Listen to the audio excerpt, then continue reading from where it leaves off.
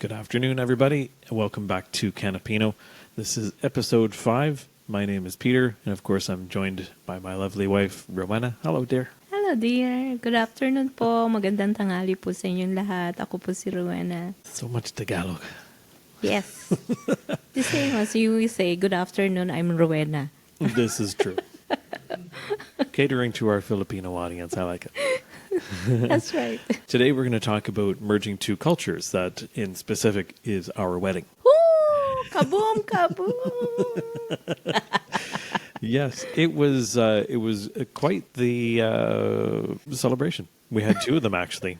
We had one in the Philippines and we had one here in Canada. So we figure we'll kind of break this into sort of two discussions. One getting ready for the Filipino one and one getting ready for the Canadian one. So Rowena and her sister really looked after the first one in the Philippines, which took place on June 8th of 2023. Be careful. Look who's talking. Be careful. Maybe that's the other girl you're marrying. No. And then the second one we did end of September 30th of 2023. Oh, perfect. Yeah. Yes. See, I know. Don't you worry. It's all up here. First of all, let's start with the Filipino one. We started planning this one like a year before. What were some of the big challenges that you faced because it was in the Philippines, sweetheart? Where to start? What a start. So many things. First of all, for my experience, it's really a dream come true. I love it, and it's a human fulfillment and a human love. So no matter what kind of wedding celebration you have, it's really a dream come true. I never really think that I'll get married. But anyway, I feel blessed anyway. So back to my wedding, my happiest day. So we married in Philippines and in Canada, of course, twice we married. In Philippines, we struggle, of course, because it's really hard to get married in Philippines when you are in Canada. Of course, if you're in Philippines, why not? You go to municipal and gather all the requirements. But the hardship is the distance. We married in Philippines in Antipolo, which is Antipolo Cathedral, my dream church. It's a shrine now. Oh, yeah. I'm sorry. Yes, I forgot. Because we got married Antipolo there. They made it a shrine because we got married. That's the story I like to tell anyways. I think that was 2023 when they are really ordained as a shrine. Yeah, we got married in June. I think it became a shrine in like March. Yes. It wasn't long before our wedding. Yes. Oh, yeah, we're so happy about that. And then our guests only 70 to 75 crowds. But the good thing is we have families and friends are there. One more thing for struggles, wedding preparations is, of course, the major help is my sister, Rika. But the final decision is me. So we have very intense communications between my sister and I for the wedding entourage, for wedding invitation.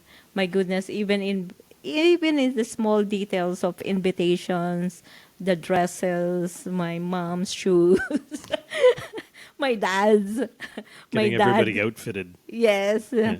Outfit, of course. And then for the locations, our reception. So, and then how we gonna gather my family and my relatives together, because it's not only in Manila. We have provinces. So, and then our place in Cainta, in Manila, is very small. So, it's so hard to gather in one place. So we have to think and we have to find a location that it really fit them together. That's the thing. And most struggle is when you get married as a Catholic in the Catholic Church, because they have more requirements that we have to deal, And then I found out that we don't have what was that? The one we have to do in Canada is Confirmation. confirmation. Oh my goodness.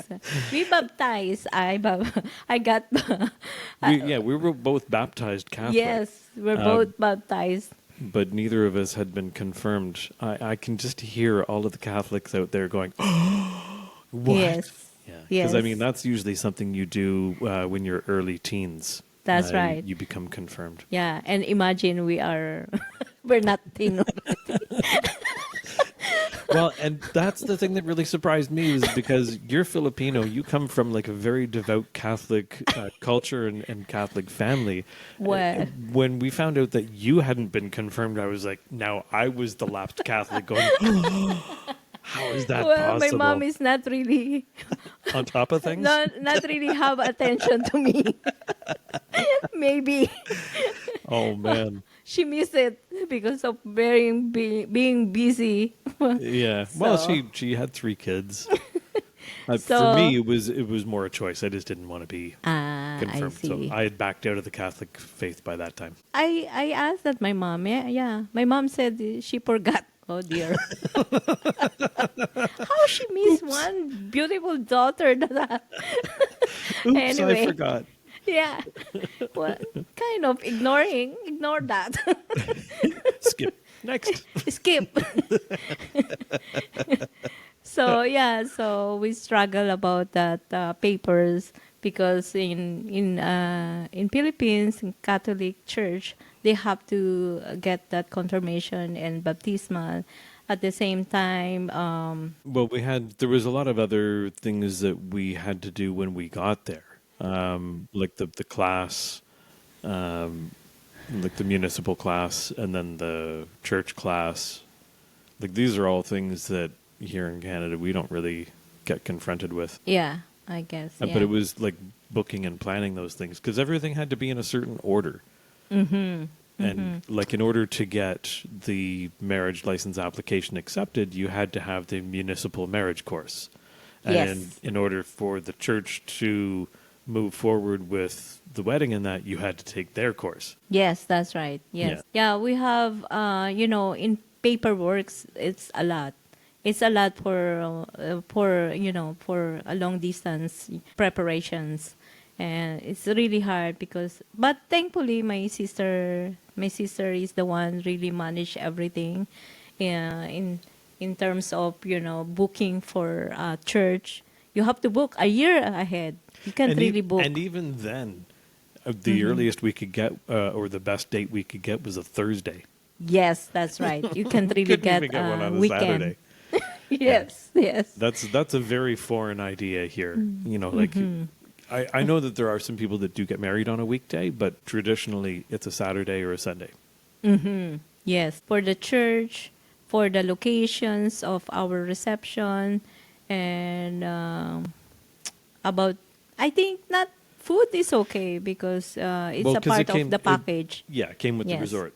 Yeah, the good thing when we found the reception is it's a resort, so we rent out 3 days for we close the resort and the resort is the whole package already, which is the food, the decorations, and the staycations. Staycations, yes. Yeah, staycation. So we stay there a day before our wedding, and then after wedding, and then there's of course we enjoy the swimming and the karaoke. Yeah.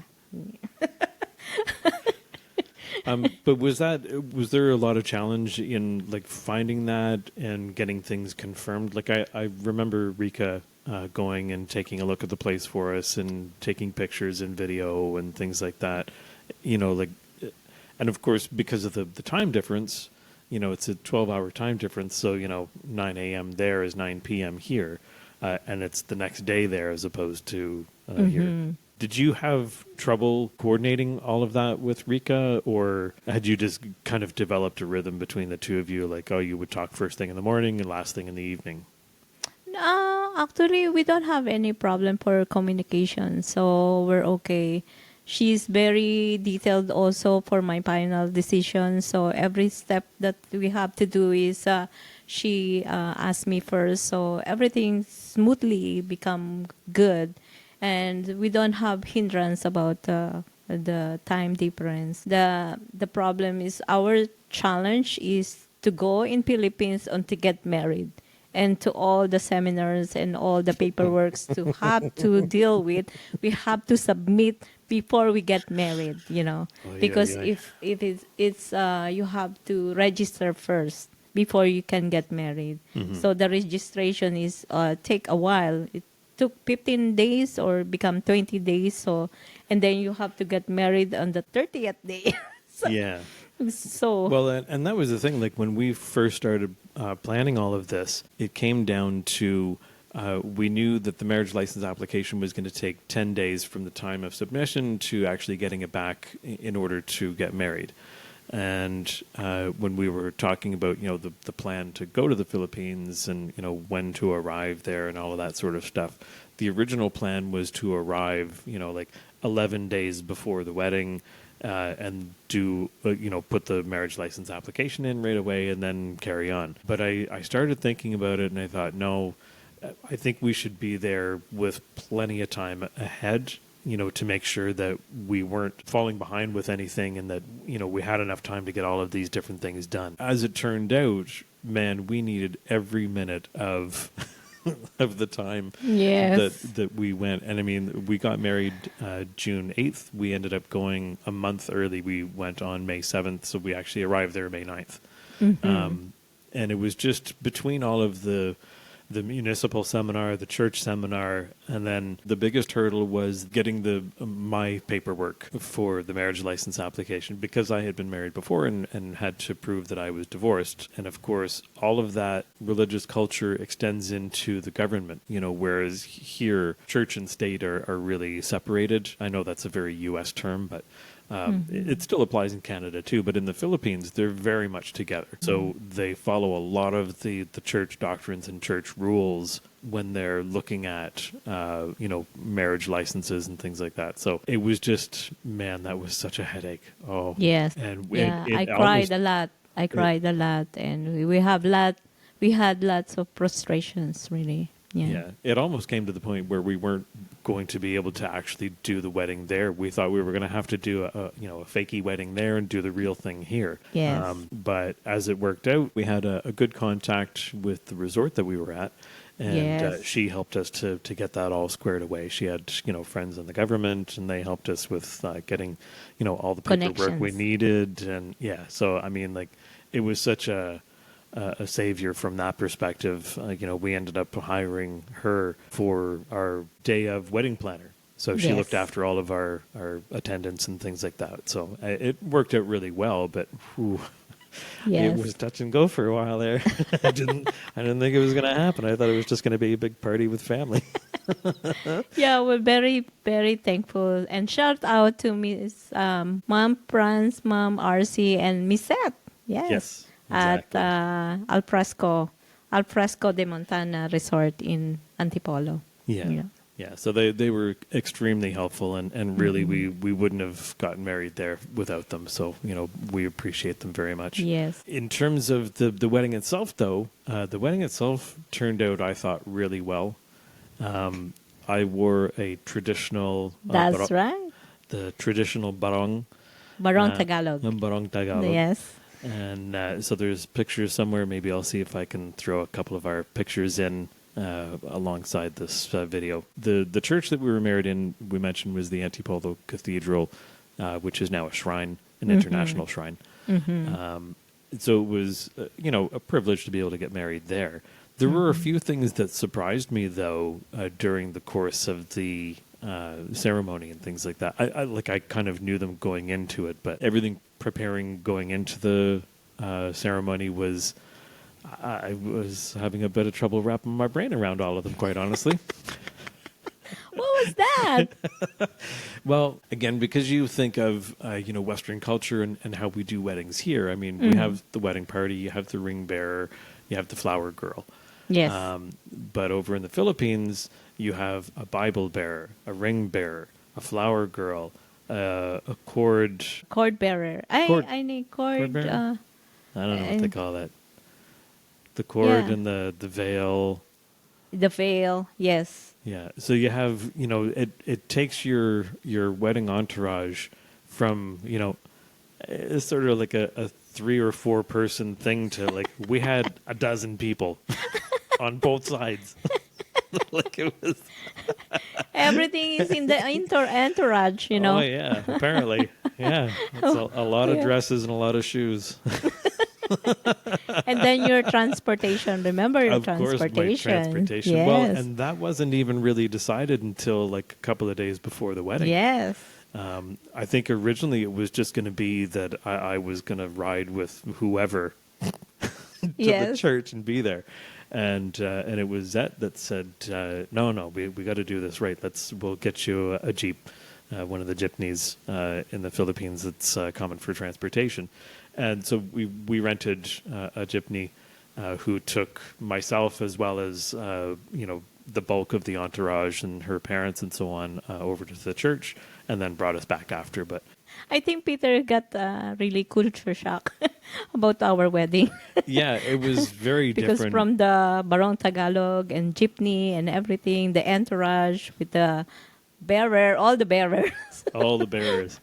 Well, and the thing was like the cord and the veil were things I had never heard of before. So Really, sweetheart? Yeah. So for anybody that doesn't know what the hell I'm talking about, they have a tradition in the Philippines when you're at the front of the church at the altar, you are kneeling. So you have your own kneeler and the whole thing, which I'm sure appears somewhere else in other cultures, but in North American, we don't Yeah. really have that.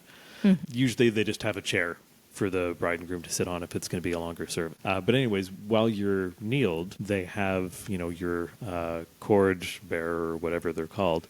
Yes. There's a cord that they come and they wrap around you and Yes.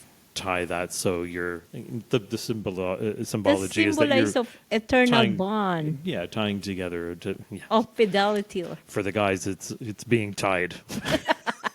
literally. And then the veil they drape over top and they pin to both sides of the bride and groom, and that's, I guess, like to symbolize being ensconced in something together. I get all the symbolism. It was just, I had never heard of them before, so it was a very unusual thing for me. But it was good. I mean, it was surprising, but I understood it. And I mean, I certainly wasn't going to say no to anything. That's the culture. And when you're getting married in another culture, it's like you have to kind of go with the flow. Yeah, and remember my parents when giving away? Oh, Remember yes. that? Yeah. You have to be sign of respect. What a sign of respect you did to my mom and dad. The blessing is where Mano, like a mano. a mano, yeah. You Yeah. take their hand and touch to your forehead. And, Yes. and but that's a cultural thing too with the elderly, anyways. Outside of the church is the showing of respect. So whenever you meet an elderly person, you take their hand and bless. After the wedding, after the ceremony, outside the church, they will put a shower of rice. They will throw a rice. Rice is life. Yeah. Yeah. It's a sign of a good blessing, they said. Yes. But they're not allowing that one because nobody No. will, clean up after that. That's why- Yeah. What did they allow? well, no, I think secretly, and they don't have any choice. They have already. No, I think the rice it was okay because usually it's confetti. Well, at least in North America, it's usually confetti. But I think maybe I'm misremembering. But I thought they were okay with the rice, but said no confetti, because confetti's paper takes longer to get clean rid up. of. Yeah. Yes, yeah. Yeah. But yeah. anyways. And also for our reception, we have a dove, love dove. the doves, the bird. Yeah. Yeah. Yeah. We released 2 pigeons. I mean, doves. No. No, they were doves. They were doves. Yeah, the releasing of the doves, I thought that was kind of a neat thing, too. Yeah. That's not usually something we see in North American weddings. Yeah, the dove you should, Peter has and I have one, and then they should kiss together first, and then after that you release them. Yeah, it was really hard because, they started making out and then it was hard getting the doves to stop. And Oh no. What's going on here? just kidding. Just kidding. The doves kept it PG. Yeah, we have lots of traditions. And during our preparations, we have ups and downs. But we manage everything and Oh, yeah. we made Well, it. and the bigger part of it, well, not the bigger part, but one of the more important aspects is the budget. Because we knew we were doing 2 weddings, it's a matter Oh, of now yes. trying to keep the budget in check, to make sure that we're, Yeah. not overspending and that we can afford everything. And Yes. quite honestly, I thought we did pretty darn good under the circumstances. I mean, for 2 weddings, we spent less than most North Americans pay for 1 wedding. So I'm happy about that. Well, because I'm not a bridezilla that I No, want this is true. I want everything. Yeah, I tried to, to minimize our budget in terms of our wedding entourage and everything. So, Yeah. and our invitations, everything. Yeah, me and my sisters always, tawad, like asking for discount. Filipino people wants to have discount. Come on. Oh, yeah. And anybody that knows Filipinos or Asian people in general, Yeah. they're bargain hunters. They are bargain hunters to the core, and they will get you a good deal. That's right. Mura mura. Mura mura. Look at me, Pedro. That's why he become bald. Yeah, yeah. Kalbo, kalbo. Yeah, walang It's a buhok. lot of expenses. I know.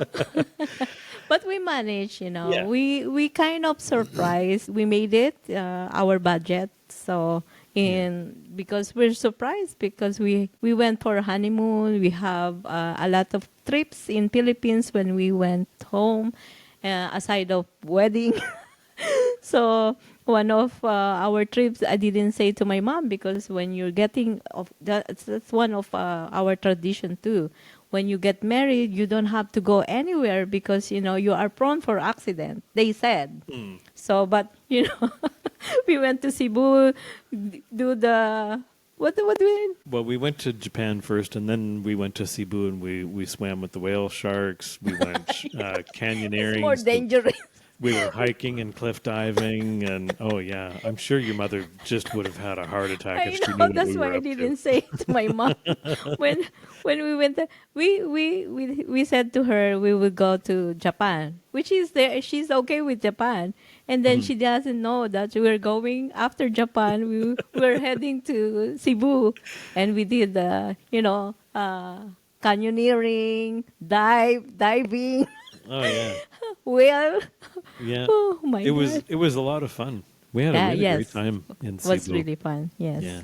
We really enjoyed. For the budget wise, we're happy that we minimize our budget and we're good that we budgeted already. And in terms in Canada, we have more budget. we Well, have more budget. Yeah, well, I mean, we had a bit of time between the Philippines and Canada Mm-hmm. to kind of save up some money for it. But the other side of that too is, and it's funny because I was talking to my boss about this when we were getting ready, making all the plans for both weddings. John said, "Oh, how's it going?" I said, "Oh man," I said, there's just so many expenses and so many things we have to keep in mind." And he said, "Oh, he says you're looking at it the wrong way." And I said, "What do you mean?" He says, "This is a money-making opportunity." And I was like, "How do you figure?" And he says, "Because like the gifts that you get from your guests and that," he says, that's an opportunity. He says, like you're not deliberately looking to make money on it, but typically Yeah. you do because your guests always tend to give you more than what what you paid for the plate for their dinner and things like that. So, but it's a little bit different when you're talking about the Philippines because people in the Philippines, they don't have a lot of money to give, which is fine. And we both went into this knowing and expecting that nobody was giving anything, that we were going to look after this whole thing ourselves. We Yeah. had no expectations. And, I mean, we were very pleasantly surprised by a lot of people. But we figured in the Philippines that it wasn't going to be a huge exchange of envelopes and things like That's that. right. It was just more important for us to have the people close to the family there. Well, I expected that, sweetheart, because they were thinking, you married puti, white guy. Of course, they have money. He's got Don't money. give. Yeah, don't pay that guy. He's a white guy. He's got money. Yeah, he has a lot of money. Okay, don't give. But no, I mean, and like I say, that was fine. I had no expectations, so that was fine with me. Yes. But our wedding here in Canada worked out really nice, and it was a little more, to the Canadian traditions. But we did mix in some of the Filipino cultural traditions into that as well. And this was another thing that was a little bit surprising to me because you have sponsors. Yes. Or Yes. In the Filipino Ninang, ninong, which is more like godparents. Yes. We just mix some culture in Philippines to have here in Canada, and we got the ninong ninangs, and our invitation also we got from Philippines. That's why we just we got a budget for that, and then my wedding gown is with the help of mostly my friends. They sponsored my wedding gown. They sponsored our shoes. Yeah, they bought both our pairs of shoes, didn't they? Yes, they sponsored our shoes. Michael Kors shoes, imagine. And then my wedding gown, everything. And our cake, our wedding cake is sponsored too. And our Well, the DJ and the band. DJ and the band. You see, thanks to Two Felix. separate things. It's not the name of the band, DJ and the band. No, it's No. we No, had separate, a DJ yeah. and a band. It was Yes. originally scheduled as just a DJ, but then a very generous friend of Rowena's down in the States, he really wanted us to have a band, and he found one and booked the whole thing. Yeah, so that was very cool. It was very nice of him. Yeah. And my cousin here, which is Stephanie, she helped us with for organizing. Yeah. For day of. Organizing. Yeah.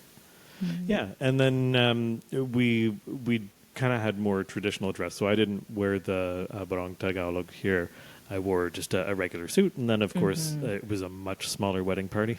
It was only 4 people on each side, Yeah. as opposed to I think what did we have 8 in the 8. Philippines each Yeah. side. Yeah. Oh my God. My nieces, all my nieces and my nephew and my goddaughters are there for entourage in Philippines. Yeah. But in Canada, it's good because all my sisters-in-law, so all my sisters-in-law are they're in the entourage also, which is really exciting and fun. Yeah.